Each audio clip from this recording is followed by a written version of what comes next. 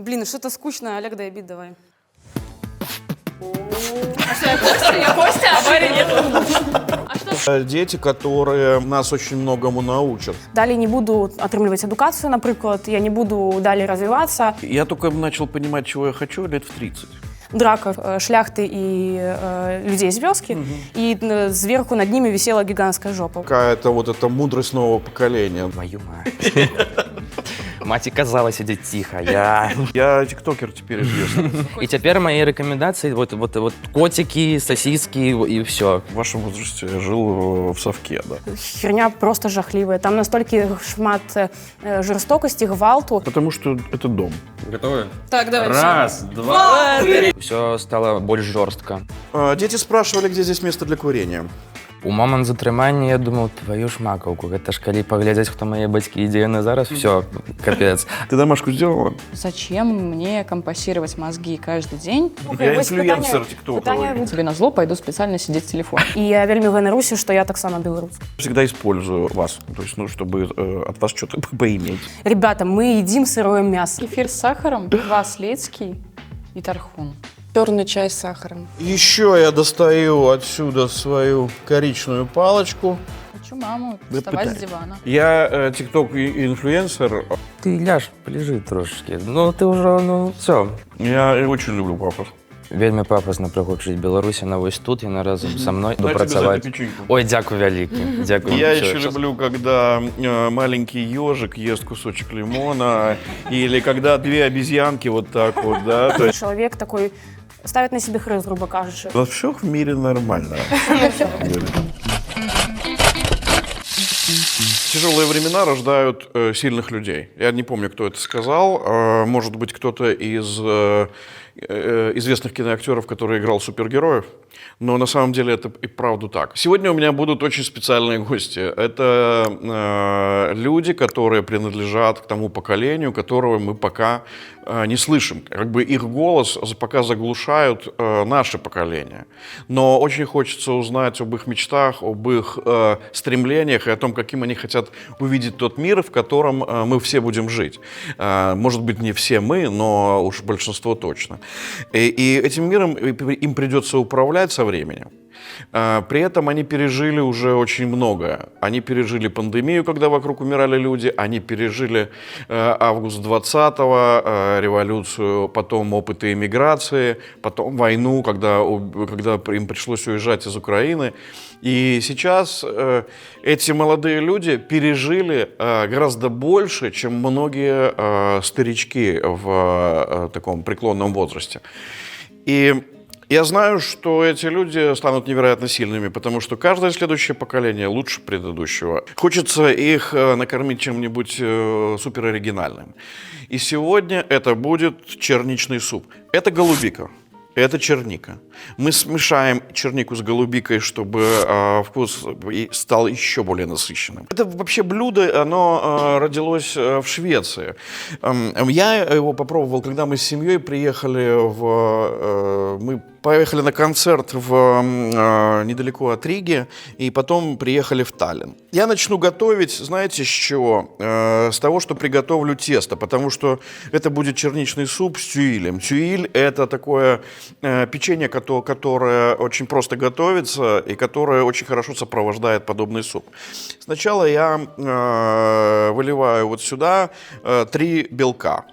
Потом добавляю сюда 100 грамм сахара. Сначала смешаю белок и сахар, но не нужно его взбивать, нужно его просто хорошо замешать. И после этого добавить муку. История супа происходит из Швеции. И шведы придумали этот суп для того, чтобы готовить его в основном для детей. Черника очень хорошо влияет на зрение, на концентрацию, дает очень много энергии. Такая универсальная ягода. И он подается, этот черничный суп, подается либо с йогуртом, либо, как в нашем случае, с мороженым. Потому что дети все-таки проехали 18 часов в автобусе. Мы смешали сахар с белком, теперь туда добавляем, вмешиваем туда муку.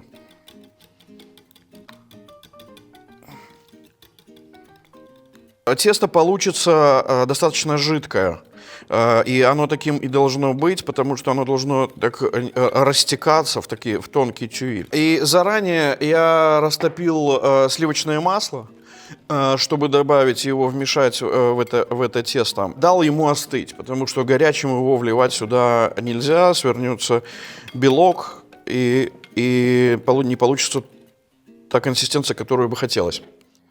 Поэтому я добавляю масло. Всего лишь 35 грамм. Консистенция теста должна получиться такая достаточно жидкая, потому что мы не формируем такое толстое печенье. Тюиль это тонкая выпечка, она быстро готовится, это буквально 10 минут. И поэтому, выкладывая на противень его, вы должны понимать, что оно еще растечется, когда вы будете выкладывать, поэтому нужно расстояние между тюилем делать чуть больше. Вот, собственно, готово. Его можно делать либо общим пластом, либо такими кружочками. Я буду выкладывать ложкой на пергаментную бумагу. Мы попробовали это в Таллине, когда семьей поехали на концерт группы Muse. И вдруг в ресторане увидели надпись «Черничный суп». Нашим детям было младшей 9, старшей 14. И они, как люди, которые любят пробовать все новое, они как бы попросили: давайте мы попробуем этот черничный суп. Мы попробовали, и это оказалась совершенно феноменальная история. Стало открытием, потому что это любопытное блюдо, которое мы делаем до сих пор, и которое за счет того, что в нем содержится еще в рецепте кардамон, ваниль, корица, и это дает очень согревающий эффект.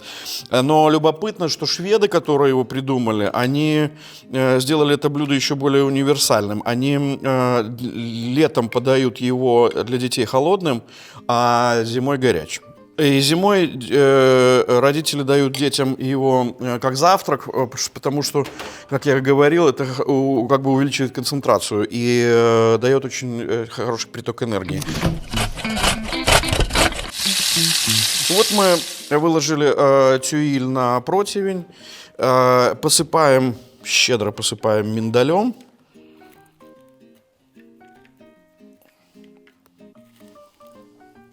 И будем ставить в духовку.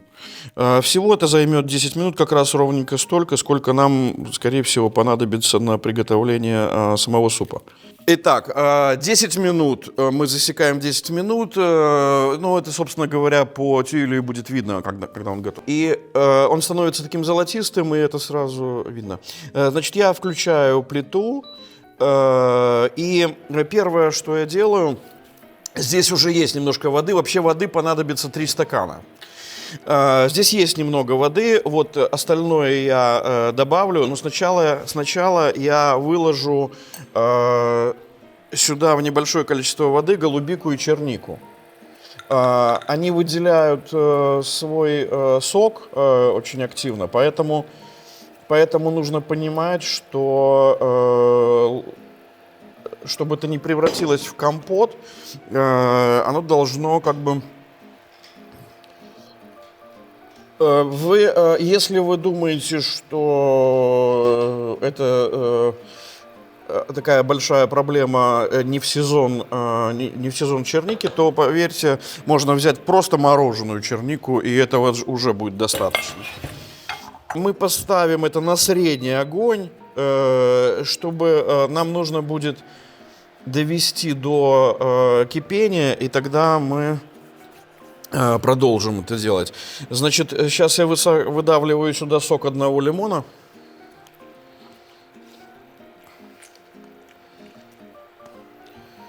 Понимаете, шведы, оказывается, достаточно умные люди. Черника дает один эффект, витамин С, который содержится в лимоне, дает другой эффект. И когда мы доведем до кипения, тогда мы добавим и корицу, и кардамон, и ванилин. И они участвовали, все четверо, они участвовали в спектакле Белорусского свободного театра «После детства, после бегства». Это был спектакль, который мы создавали вместе с ними, опираясь на их личные истории. В итоге первая часть спектакля вышла. Они, когда мы работали над ним, кстати, мы хотели поговорить вот о войне, об эмиграции, о пандемии, об их перемещениях по миру и поиске нового дома. И казалось, что это самое важное, но в процессе работы вдруг выяснилось, что они хотят поговорить о своих взаимоотношениях с родителями, потому что это показалось им самым важным. И в этом была какая-то вот эта мудрость нового поколения, да? Когда мы не говорим про ужасные приключения, такие трэшевые, а мы хотим наладить контакт со своими родителями. Прошла первая премьера, и зал был просто наполнен слезами. Родители смотрели, они просто не знали, о чем будет этот спектакль. Они смотрели его с каким-то... с невероятным волнением, и после этого были общественные дискуссии, которые просто взрывали зал, потому что родители вдруг увидели свои недоработки в воспитании или неправильное свое поведение, и родители решили им ответить. Мы начали работать с ними, и был создан второй акт, где родители отвечали своим детям. И это был невероятный по эмоциональности спектакль. Я добавляю сейчас воду, потому что вода уже практически кипит, но мне главное, чтобы он не стал жидким, чтобы была такая хорошая консистенция. Так, ну вот, собственно говоря, наверное, консистенция, которая мне была нужна. Вода уже, не вода, а этот состав, он как бы закипает, и я могу добавить сюда ванилин.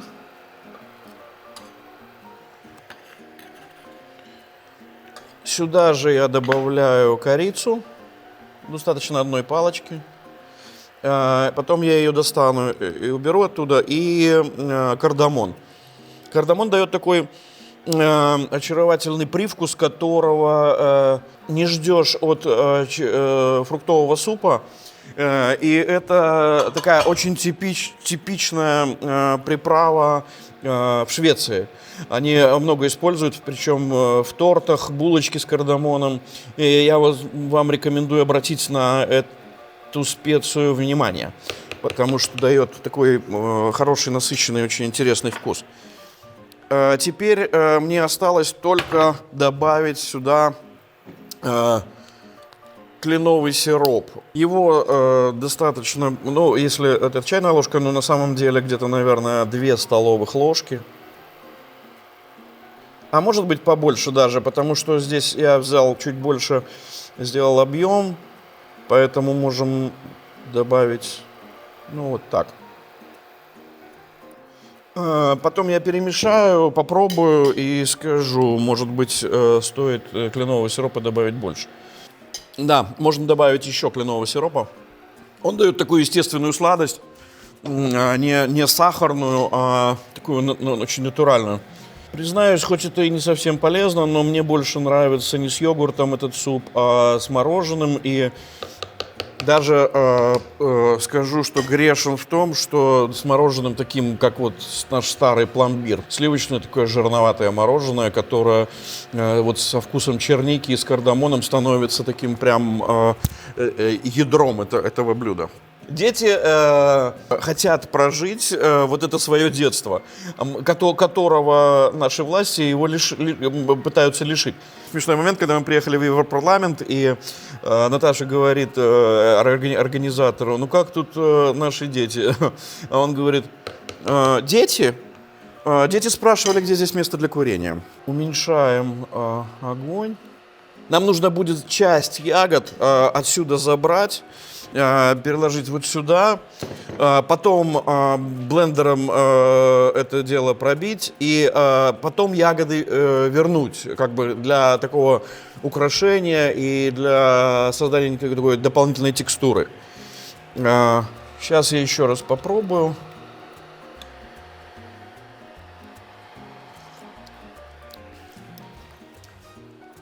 Наверное, я добавлю еще немножко кленового сиропа. Не будет то, что надо.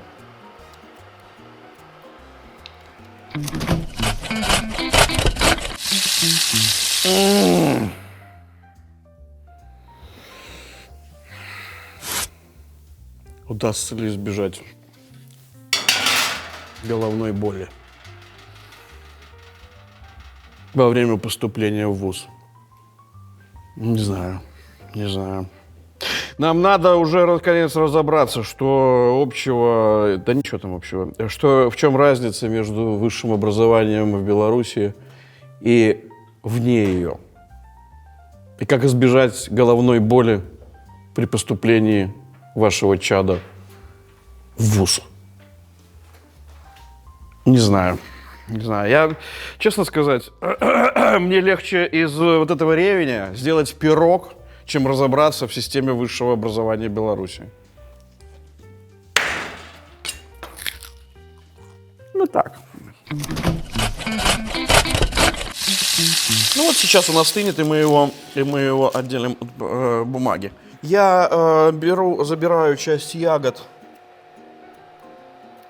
Часть ягод отсюда. Этого достаточно. Еще я достаю отсюда свою коричневую палочку. Она нам не нужна. Аромат, конечно, черники такой потрясающий. Он немного запах кардамона. Я снимаю, на самом деле, выключаю, снимаю и ставлю. Может быть, из-за этого черничного супа Швеция и является одной из самых счастливых стран в мире. А может, из-за того, что у них демократия и как-то налажен добробыт, который в Швеции, знаете, процветает. Собственно говоря, мы сейчас перебьем.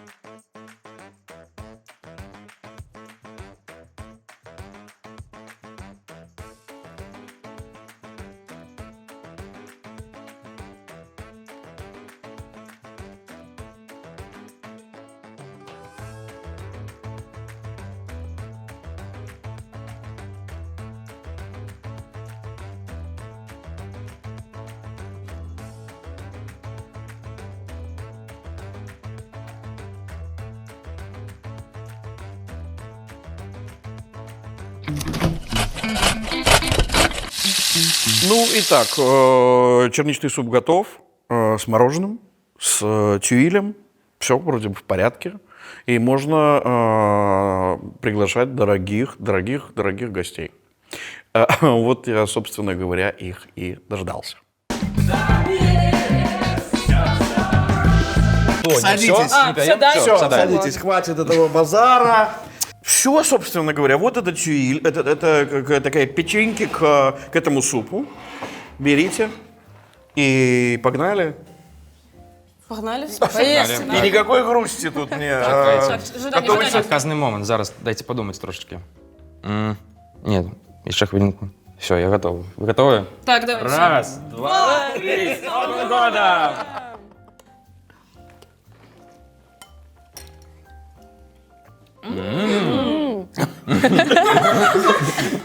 Зрителям не представил. Это Рома, Привет, Аня. Тая, Вика и Женька. И видишь, как их так официально, а тебя так Женька. Я только начал понимать, чего я хочу, лет в 30. И это ужасно. А некоторые дети прямо с рождения знают, что они хотят. Ну ты чего хочешь сейчас? Спокойствие. Спокойствие, нет. Нет, это ты хочешь спокойствия после того, как ты 18 часов в автобусе проехала. Рома, ты машешь головой что? Просто зрабіць свой унёсак у развіццё беларускай культуры. То бок я не ведаю, кім я буду На працаваць. тебе за это печеньку. Ой, дзякуй вялікі, дзякуй вялікі. Ты тоже, я тоже знаю. Не, у что меня ты- есть еще. А, Дякую. Вика. Я хочу дальше в этой сфере развиваться. Я думаю, я хочу пойти на актрису. Я хочу, чтобы потом, не было стыдно сказать, мне нравится белорусский кинематограф. Тая. Я трошечки отойду от посвящения себя краіне. Для мяне это больш тое, што я сябе ў будучыні бачу вольным чалавекам, і ў тым ліку я не магу абяцаць, што моя вольнасць яна раўняецца вклад менавіта ў нейкую культуру, якую заўгодна. Это тое проста, што я буду адчуваць у моманце і буду рабіць. Я вельмі хачу, каб у мяне была мажлівасць проста ў любы момант апынуцца ў часткі свету, в якой я там захачу. Вось проста сёння захацела там кудысьці паехаць, паехала. І ў тым ліку, каб моя праца мне дазваляла это. То бок, каб яна была на адлегласці, каб я магла свабодна себе дзесьці ездзіць. Ну і, конечно, калі вклад у культуру, так, вядома, мне бы таксама вельмі хацелася, але гэта прямо не першая моя мэта. Першая моя мэта просто, нарэшце, вось пасля ўсяго гэтага адчуць себе свабоднай і без страха таго, што ты можаш штосьці сказаць на камеру, штосьці не можаш, дзесьці трэба сказаць цішы, дзесьці галасней, дзесьці не прыехаць, вось такія всякие рэчы. Я просто хочу адчуваць імпульс і ісці за ним, а не так, што я стаю на адным месцы і яшчэ там некалькі гадоў раздумываю. Это все ж таки не для меня. Кем вы хотите стать вообще? Профессионально. Я все-таки тоже двигаюсь в сфере кино, я шучусь в киношколе и думаю продолжать все-таки Да вы ешьте, сначала все. с актерством. То есть я думаю с актерством продолжать профессионально, то есть конкретно учиться на это. А с режиссурой, и я уже пишу сценарий к паре своих короткометражных фильмов. И думаю, вот конкретно в режиссуре и операторстве двигаться самостоятельно. То есть какой-то урок брать все-таки на учебе, но в основном продвигаться самостоятельно. Вот Вика сказала, каким маршрутом хочешь туда пойти? Я не знаю, как понесет, вот по течению буду плыть. Так, вельмі бы хацелася... Спачатку было вельмі так вузенька у мяне, вось эта мэта стаяла. Я хацела быць менавіта ілюстратарам в гейм-дизайне, так? Але зараз я разумею з тым, як у нас идет прагрэс штучнага інтэлекта, што я бы хацела быць, ведаеш, як чалавек рэнесансу, якой можа рабіць все, у сэнсе, што максімальна, і тым ліку тэатра таксама. Напрыклад, ёсць вось графіка камп'ютарная, а ёсць вось я вельмі люблю яшчэ традыцыйнае мастацтва, то бок, все ж таки заўсёды мастацтва будзе дацэняцца праз людзей, якія Да, я имею в виду не это, а то, что ты все равно будешь использовать это как инструментарий. Ну так, в будучыні я думаю, што просто гэта будзе інтэгравана в чалавечую працу ўсё роўна. Я разумею, што для мяне ніколі не было цікава развівацца ў нейкім адным кірунку, і я вельмі хацеў бы развівацца ва ўсіх, як мага больш. Браць прыклад з маёй мамы, якая робіць усё у адзін час. Я разумею, што я вельмі хацеў бы развівацца як актор, дзякуючы вось гэтаму спектаклю. Я зразумеў, што гэта мне вельмі цікава. Як Тая, ты сказала, што гэта чэлендж, які вельмі цікавы, які стымулюе да працы над сабой. У той жа час я вельмі хачу звязаць сваё жыццё з музыкай, з творчасцю і з якой-небудзь, напэўна, прагматычнай працы, якая таксама будзе Ну, у прыносіць тебя, к грошы. слову, музыка-то была еще до театра. Ну так, музыка со мной ўсё жыццё. Я тебе скажу, я зарабатывал деньги 36 профессиями, поэтому не думай, что тебе удастся где-то в одной зависнуть. Вы все родились в Беларуси, да? Да. И что это вообще сейчас для вас такое, Беларусь? Вот сейчас, когда вы... у меня, например, я стал оценивать Беларусь, когда я оказался вне ее. И у меня ощущение, что у вас точно так же. Так да? само. Беларусь, мне кажется, сейчас для многих как вот эта вот недосягаемая звездочка. То есть это место, в которое ты хочешь приехать, но не можешь. Да, я много думала об этом, вот что конкретно вот моя национальная идентичность, вообще, как я это ощущаю. И я поняла, наверное, что я слишком рано эмигрантка и вот слишком поздно иммигрантка. То есть я не могу сказать, что я уже или когда-нибудь стану полькой, потому что вот, что-то меня тянет уже, мне уже есть там другая страна. Вот, но тем не менее, вот, У меня ощущение, что не обязательно становиться тем, в ту страну, в которую ты приехала. У меня ощущение, что вот это... Я вообще, это уже... Это шутка, но на самом деле в ней доля правды есть, что лучше всего быть special guest. И тогда можешь делать все, что заблагорассудится. И говорят, а у них там можно так? И говорят, ну, наверное. Это... А это где? В смысле, у Барбадос, по-моему, называется. Да, у нас на Барбадосе можно. А вам нет. Для мяне вельмі пафосна прагучыць Беларусі на вось тут, яна разам са мной. Ну, прабачце, так, но... Не, понятно, я понимаю. Але, ну вось, як Віка, ты сказала, што ты гатовая стаць полькай, я не гатовы пераставаць быць беларусам. Я заўсёды беларус, нават не гледзячы на тое, што я зараз не там. Вось. Беларусь для мяне гэта людзі, гэта культура, гэта мова, на якую я размаўляю, гэта культура, якую я ганаруся, гэта культура, якую я спрабую данесці да іншых, да людзей, якія не вельмі яе ведаюць альбо увогуле не ведаюць, то бок гэта тое, што я адстойваю і на чым я настойваю. На самом деле ты напрасно боишься пафоса. Это нормально. Я очень люблю пафос. И еще одна пафосная программа. Город, который у меня здесь за окном виден, это город Пафос. Ну, вось, калі я была ў Беларусі, я не шанавала гэта, як я ўжо казала ранейш, не ставіла нешта вялікае тое, што у мяне ёсць свая культура і так далее. Я імкнулася як можна хутчэй уехаць, уцякчы. Як толькі гэта адбылося, здавалася бы, ты ж сама гэтага прасіла, апынілася, што на самай справе беларусы вельмі классные, и я вельмі ганаруся, что я таксама белорус. Я вам даже завидую где-то. Представляете, я жил в вашем возрасте, я жил в совке, да, то есть который я ненавидел. Вот прям. И в этом ничего не изменилось. Я его так и стал ненавидеть. Единственное, за что благодарен, что в итоге мне все-таки родину подарили. То есть она, вот, и такое счастье, что она меньше, чем вот тот огромный сарай, в котором все жили там до кучи, а стало как-то вот комфортно, да.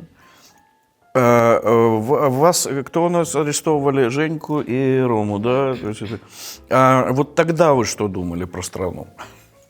Можно я еще тут давай. закончу? Меня не арестовали, конечно, но вот я кроме хотела, что я, наоборот, я не готова стать полькой. Вот в чем дело. Я веду к тому, что у меня... Да, что у меня вот просто нет именно этого дома. То есть и к Беларуси у меня еще недостаточно. Я уехала довольно, вот мне сколько было, 13, наверное, и я еще не успела вот прочувствовать вот это. Получается, что я уже здесь, и я ни туда, ни сюда. Ну, то есть как моя сцена, у меня дом — это чемодан, получается. И я вот... Ты знаешь, Наташа, мы же уже 13 лет, как бы тоже так вот, совсем недавно, то есть, мы жили в разных домах, да, совсем недавно она сказала, давайте распечатаем фотографии в рамки и вот на комоде их поставим вот так, вот, потому что это дом. И неважно, куда мы перенесем эти фотографии. Это дом, все. Не нужно себе надумывать. Надо вот там, где находишься, вот там и дом. Там, где твоя мама, там и дом. Я просто пошел погулял. Вось, но не ведаю. У момант затрымання я думаў, твою ж макаўку, гэта ж калі паглядзець, хто мае бацькі, ідзе яны зараз, все, капец. А так, я да гэтага прыходзіў, то бок гэта быў нейкі ўжо імпульсны ўчынак. Тое, што мы выйшлі тады 28-го на вакзал. То бок, трошки больш раскажу, што я калі вярнуўся з Украіны, калі мы першы раз эмігравалі, я вярнуўся, у мяне была магчымасць давучыцца. Я ўжо вярнуўся не ў ту Беларусь, у якой я быў там 5 месяцаў таму. Усё стала больш жорстка, больш цэнзуры нават у ліцэі. Гэта ўжо падбіла. І пасля, калі вайна выбухнула, канстытуцыя мянялася, гэта проста ўжо біла па мне, гэта ўжо было нешта падсвядомае. Я думаю, всё, я іду і ўсё. І ў аўтобусе я ўжо не думаў, там, што там з Беларусі адбываецца, я ўжо думаю, твою мать. Маці казала сидеть тихо, Но они тобой гордились даже в момент, когда переживали. Так. Ну, это вельмі крутой учинок на самой справе. Хто в ті часи мог так выйти один на вокзал? Ну, сенсі, да, это уже был, как бы, знаешь, не лето 20-го, да. Ну, я докладную колькасць чалавек не памятаю ўжо, потому что РУВД я распавядаў одну гісторыю. У мяне яна была іншая. Меньше за 10 и больше? Ну, штосьці больш за 6 дакладна. Ну, Рома, это вельмі мало. Ну, это, типу, это сапраўды, типу, трэба вельмі смелым быць. Ну, так што бацькам ёсць чаму ганарыцца. Ну, в чым, що ты так? Я тикток-инфлюенсер, и, правда, у меня у самого не установлен тикток на телефон, но я знаю, что я там звезда. Подписывайтесь на меня, потому что это всегда ежа и каханье. Чем вас раздражают вот, поколение там, мое или там, следующее поколение? Что вам, родителей ваших? То есть вот что вам не так в этом? Наприклад, після 30, 35, 40 чоловік такий ставить на себе хрест, грубо кажучи. Усьо, я далі не буду отримувати адукацію, наприклад, я не буду далі розвиватися. І ось тут я вже у своїй ніші, я тут сиджу, у своїй норці, я вже собі її викопала, я сиджу і я не зміняюся. Наприклад, перейти на мову знову ж таки. Ти, наприклад, її ведаєш, а ти не переходиш, тому що тобі вже 40. Ну, для мене це вельми сумно і незрозуміло, і я, напевно, коли дійду до гэтага веку, я так не буду думаць. Мне здаецца, што вельмі цудоўна, што у нас ёсць такой класны мозг, які мы можам думаць, і калі его заўсёды трэнаваць, то да 40 гадоў ён не стане горш, чым, напрыклад, 18. Ну, вось так, дапаўненне тое, што Тая сказала, для мяне вялікім сюрпрызам было тое, што мой бацька прыняў удзел у другой частцы нашага спектакля. Я не ведаў, што ён піша песні. Мы жылі ў адной кватэры столькі гадоў, і я не ведаў, што ён піша тэксты для песняў, і вельмі цудоўна. Красивые тексты. Так. І ён паказаў свае іншыя песні. А дзе ты быў вось гэтыя 18 гадоў? Чаму я толькі зараз пра гэта даведваю? Ты хто? Вось, і то бок зараз здавалася б, маёму бацьку 45, здаецца. Ну, так, дакладных лічбаў казаць не будзем, больш за 40. Вось, і у мяне таксама нешта ў галаве было такі стэрэатыпны момант, што ну, вось 40 гадоў, нібыта уже чалавек шукае стабільнасці і ўсё такое. А тут для мяне просто гэты шаблон зламаўся, таму што мой бацька, ён кайфуе, калі ён выходзіць на сцэну як актор у паслябегства, і у яго вельмі арганічна гэта атрымліваецца, за ім вельмі цікава назіраць. І музыку ён загарэўся, напісаў тэкст песні для спектакля, і зараз вось мы робім музычны гурт, здавалася б, што чалавек мусіць шукаць стабільнасць, а ён наадварот штосьці дзесьці шукае, і гэта вельмі натхняе. Претензии, наверное, все-таки в том, что очень много давления. Ты должен сделать то, должен отучиться, должен там ходить куда-то, что-то делать, там типа сходить сфоткаться с министром там каким-то. Зачем мне это? Я ж могу там, не знаю, пойти сфоткаться возле деревца какого-то. Зачем мне этот министр? Ну, увидела его и увидела. Или там, не знаю, допустим, по поводу образования. Ну вот зачем мне компасировать мозги каждый день, если я сама прекрасно понимаю то, что, допустим, это мое будущее, и я сейчас за него ответственна. И мама там придет и скажет мне, я не вижу, что ты учишься. И у меня уже все, у меня уже нет никакого желания что-то делать. У меня уже все, нет, я тебе назло пойду специально сидеть в телефоне. То есть, ну... Я согласна с Таей. Вот, мне кажется, очень сильно не хватает какой-то открытости к миру, потому что вот на новые мнения какие-то, то есть пробовать что-то новое, то есть для себя находить там, ну, что-то все еще принимать. А то вот, скажем, к 40 годам уже есть, конечно, какой-то стержень, то есть что-то вот какие-то мнения уже закрепились. Не всегда есть ситуации, когда нужно вот оставаться вот именно вот держать свое, вот очень упертым быть. И можно попробовать что-то новое, потому что только это вот как бы какой-то ключ к развитию. Как-то у вас, это вы сейчас сидите такие тут котики. Вы своим родителям, я помню, как Денис, папа такой... Можно поприсутничать на репетиции? И Рома такой, папа, тебе пора. Я, блядь, пошел, блядь, в туман. Вы вообще чему учите родителей? Ну вот есть же что-то, чему они у вас научились. В всяком случае, я у вас дофига чему научился. Потому что я всегда использую вас. То есть, ну, чтобы от вас что-то поиметь. Вот, например, какие-то знания, понимания, да. Чему вы родителей учите? Учу маму вставать с дивана. И что-то делать. Чем-то заниматься. Вот она сейчас взяла с меня пример, пошла учиться на кинопродюсера вроде, не помню. Вау. Да, в этот... У нее же мало образования, да? Да, она пошла на это образование, и потом она приходит домой и такая, слушай, а сделай за меня домашку, мне тут написать надо. Я думаю, мама, извините меня. Кто домашку, кто учится, кто домашку должен делать? А ты знаешь, что ты возьми и переверни все. Ты приходи такой, ты домашку сделала? Я не вижу, что ты учишься. Кстати, да. Очень хорошая идея, спасибо. И если будешь ее долго прессовать, она тебя заскочит. Да, я тоже так думала. Ну, я учу разговаривать. Хотя сама раньше не Да. разговаривала. И Ну, как вот они? я стараюсь как-то замотивировать немножко, потому что у нас тоже такая ситуация, вот как ты опять описывала, и я пытаюсь вот, ну, может, немного подтолкнуть, вот, что не надо бояться что-то менять. Пока не очень получается, но... Знаешь, у меня была история, когда Дана пришла, наша младшая дочь, пришла из школы, а в Британии школы, они очень построены на критическом мышлении. Я говорю, что там у вас, там что новенького? То есть я никогда не знал, что она делает, как она учится и так далее. Я, наоборот, ругался, что она много учится. И она говорит, мы сегодня разбирали положительные стороны в экономике во времена Адольфа Гитлера.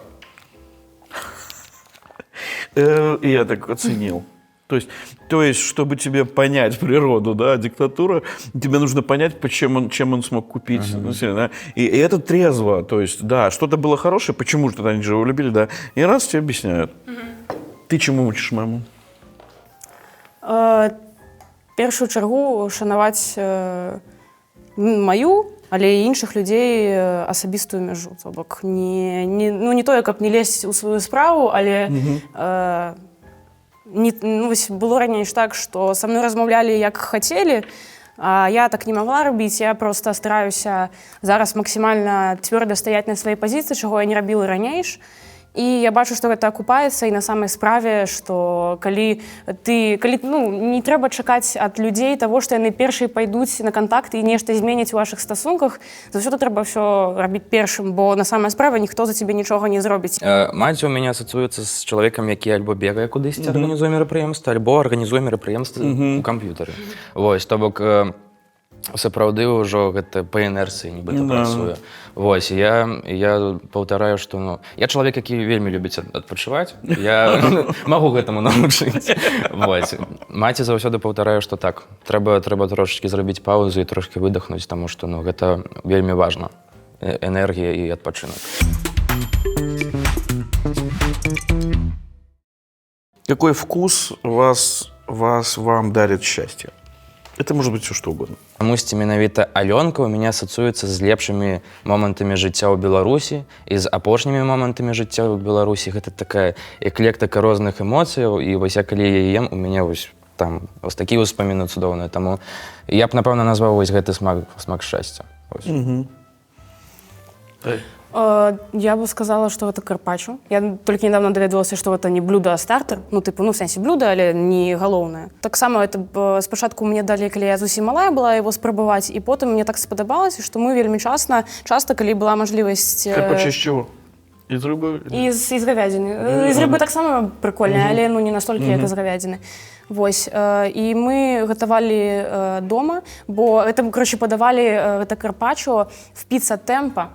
І падавалі такім чынам, што тебе прыносілі талерку, на якой ляжала мяса, і оно уже было прамарынованае, але яшчэ аддзельна падавалі все, што ты там дадаеш, напрыклад, пармезан, каперс і так далее, і ты сам себе дадаваў. А потым пачалі падаваць ужо гатова і зусім не так, як мне падабаецца. Вось менавіта у карпаччо мне вельмі падабалася рабіць, составляць все прадукты так, каб ідэальна падыходзіла мне. І таму мы вельмі часта его потым пачалі гатаваць дома.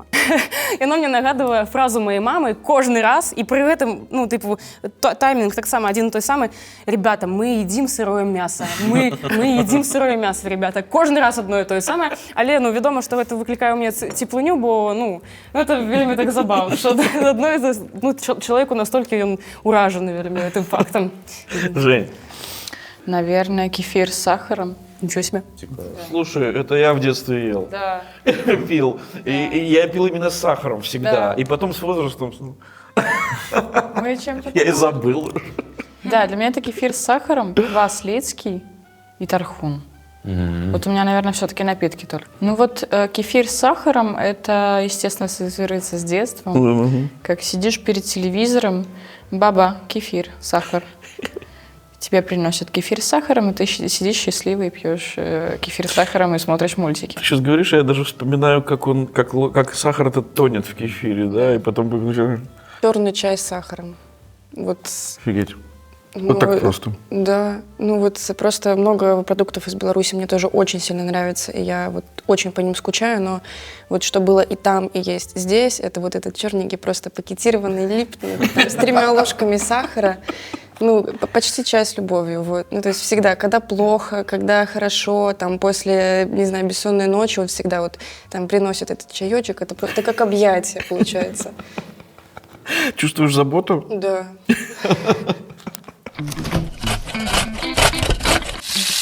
Блин, что-то скучно, Олег, дай бит давай. А что, я Костя? Я Костя? А ты... А что, почекай.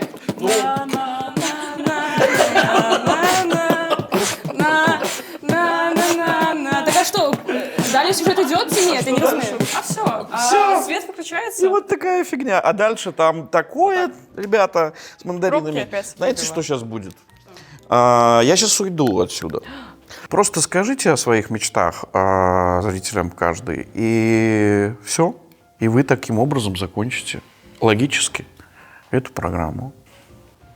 Счастливо. Счастливых вам голодных игр, и пусть удача всегда будет с вами. Наверное, все-таки я хочу, чтобы все было хорошо, чтобы люди жили мирно, счастливо, слушали, умели слушать и говорить и слушать. И миру мир. Я тоже хочу, чтобы все было хорошо. Вот, чтобы все были открытыми, и у всех было желание. Самое главное, неважно желание на что, но вот просто жить с какой-то пассией. Слухайте, шановні, я буду вольна до кінця свого життя, і я би вельми хотіла, щоб ви нарешті так само стали вольними людьми і любили себе і інших, бо цього вельми не хапає. А я б хотел, как мы все когда-нибудь могли вернуться в Беларусь. Новую, вольную, счастливую, где кожный одного любить, кахая, ценить и допомагая. Живе Беларусь! Ой, живи вечно. вечно.